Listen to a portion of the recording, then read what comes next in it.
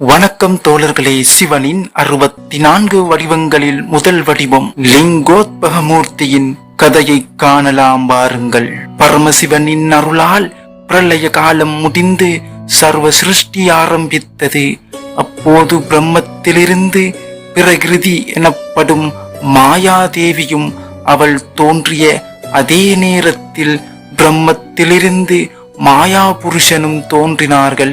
மாயா தேவியும் மாயா புருஷனும் ஒன்று சேர்ந்து தாங்கள் இருவரும் தோன்றியதன் காரணம் என்னவென்று ஆலோசித்துக் கொண்டிருந்தார்கள். அப்போது உங்கள் சந்தேகத்துக்கான விளக்கம் தெரிய வேண்டுமானால் தவம் செய்யுங்கள் என்று ஓர் குரல் கேட்டது. வாக்குப்படி இருவரும் கடுமையான தவம் மேற்கொண்டார்கள். வெகுகாலம் சென்றது. ஒரு நாள் மாயா தேவியும் மாயா புருஷனும் தாங்கள் ஜோக நிஷ்டையிலிருந்து விழித்துக் கொண்டனர். கணக்கற்ற வருடங்கள் தவம் செய்திருப்பதை எண்ணினார்கள். அப்போது அவர்கள் தேகத்திலிருந்து நீர் பெருக்கெடுத்தது. அந்த நீர் பெருக்கு சகல லோகங்களிலும் வியாபித்தது. எங்கும் ஒரே நீராக நிறைந்து நின்றது. மிகவும் களைப்பில் இருந்த மாயா புருஷன் மாயாதேவியோடு சேர்ந்து அநேக காலங்களாக நீரிலே நித்திரை செய்தார்கள். அப்போது முதல் மாயா புருஷனுக்கு நாராயணன் என்றும் மாயாதேவிக்கு நாராயணி என்றும் பெயர் பெற்றார்கள். அவர்கள் நீரில் இருந்த இடமே திருப்பாற்கடல் என்று பெயர் பெற்றது. நாராயணின் நாவிலிருந்து அழகிய தாமரை மலர் ஒன்று அது மிகவும் உயரமாகவும் அகலமாகவும் இருந்தது. நறுமணத்தோடு கூடியதுமான அம்மலரிலிருந்து நான் முகன் அவதரித்தார்.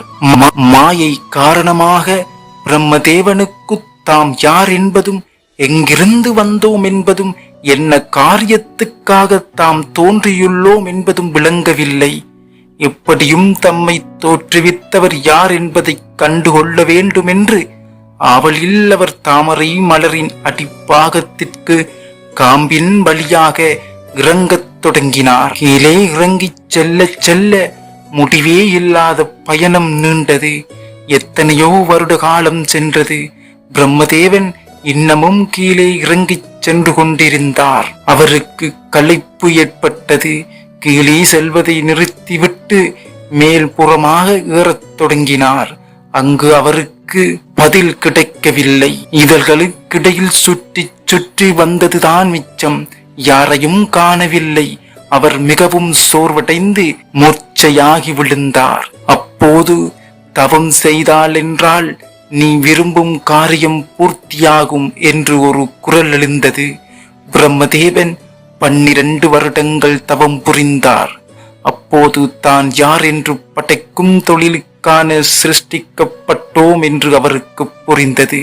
அப்போது சங்கு சக்கர பீதாம்பரதாரியாய் நாராயணன் அவருக்கு காட்சி தந்தார். அவரை பார்த்ததும் நான்முகனுக்கு ஒன்றும் விளங்கவில்லை. நாராயணனை பார்த்து நீ யார் என்று கேட்டார். அவரே நான் உனது தந்தை என்றார். நானே படைக்கும் தொழிலை செய்பவன். நான் படைக்காமல் நீ எப்படி வருவாய் என்று கேள்வி கேட்டார் பிரம்மதேவர். இதனால் யார் பெரியவர் என்று இருவருக்கும் பெரும் வாக்குவாதம் ஏற்பட்டது. அப்போது பரமசிவன் ஜோதி ரூபமாக அடிமுடி காண தோன்றி நின்றார்.